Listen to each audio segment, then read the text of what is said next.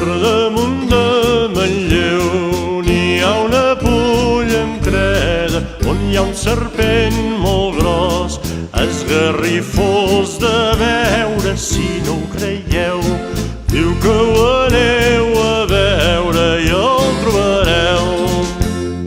Tota la gent que veu, si els pot haver, se'ls menja. S'ha menjat un senyor que venia de festa. Si no ho creieu, diu que ho aneu a veure i el trobareu. S'ha menjat 2 cavalls, una burra i un euga, moltons a prop de 100 i 900 ovelles. Si no ho creieu, diu que ho aneu a veure i el trobareu.